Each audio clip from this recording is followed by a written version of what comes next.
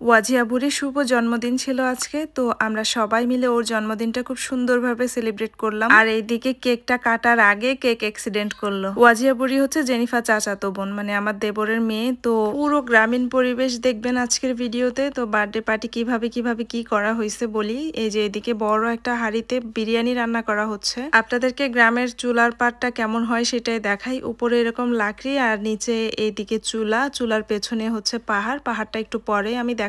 রান্না করতেছে আমাদের কাকা, মানে ওয়াজিয়ার দাদা ভাই রান্না করতেছে। এখানে বিরিয়ানির জন্য যা যা লাগবে সব কিছু রেডি করে রাখছে। পার্টিটা যেহেতু রাতের বেলা হচ্ছে তাই এখানে ক্লিয়ার করে অনেক কিছুই দেখাতে পারছি না। চুলার পেছনে যে পাহাড়টা আছে সেটা কিন্তু অনেক বেশি ডেঞ্জারাস, দেখতে কিন্তু ভয়ঙ্কর সুন্দর। অলরেডি আপনারা হাড়ির পেছনে দেখতে পাচ্ছেন যে পাহাড় থেকে কি পরিমাণ পানি ঘামতেছে। এটা নাকি সারা বছর এভাবে পানি ঘামতে থাকে। চলেন গ্রামের ঘর বাড়িগুলো কেমন হয় দেখাই।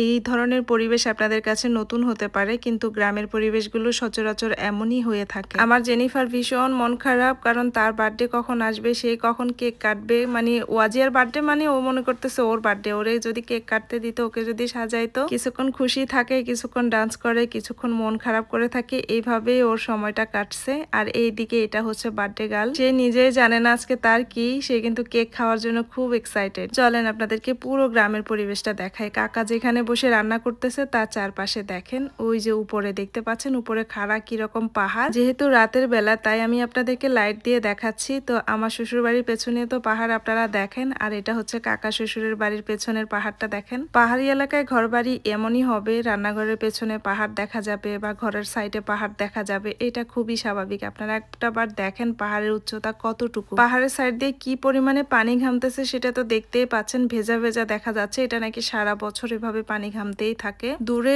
দেখেন ওদিকে যতটুক তাকাবো পাহাড়ি দেখা যাবে। আমি কিন্তু লাইট দিয়ে আপনাদেরকে রাতের বেলা দেখাচ্ছি। তো এই ধরনের পরিবেশ দেখতে কেমন লাগে অবশ্যই জানাবেন। এই দেখেন গ্রামের রাজকীয় ইন্টেরিয়র করা একটা কি সুন্দর কিচেন গোছানো। গ্রামের বাড়ি এমনই হয়, আর এটাই সুন্দর। হাঁড়ি পাতিলগুলো কত সুন্দর করে রাখছে। আর এইদিকে সবার খাবারও রেডি হয়ে গেছে। বিরিয়ানি রান্না অলরেডি শেষ, এখন প্লেটে প্লেটে সবার জন্য নিয়ে নেওয়া হচ্ছে। বিরিয়ানি রান্না করছে ও কাকা, আবার বেড়েও দিচ্ছে ইনি সবাইকে। এদিকে মাংস রান্না করা হয়েছে আলাদা, বিরিয়ানির সাথে এক পিস করে মাংস দেয়া হবে। আর এই সমস্ত রান্না বাড়া কাটাকুটা সবকিছু কাকা নাতনির জন্য অনেক কষ্ট করে করছে। নাতনির জন্মদিন বলে কথা, তো সবাই ওর জন্য দোয়া করিয়েন। ওর ভবিষ্যৎ যেন ভালো হয়, সুস্থ থাকে, ভালো কিছু করতে পারে। একদিকে খাবার রেডি হচ্ছে, আরেকদিকে সবাই ভাবিরা আমার শাশুড়ি দেখেন সবাই লাইন ধরে দাঁড়িয়ে আছে, মানে খাবার খাবে, সবার ক্ষুধা লেগে গেছে, অনেক রাত হয়েছিল আসলে। আর এইদিকে আমরা ভেতরে খেতে বসছি, বাইরেও টেবিলে অনেকেই খেতে বসছে। সবাই মিলে খাওয়া দাওয়া শেষ করে তারপরেও কেক কাটার পর্ব আসবে।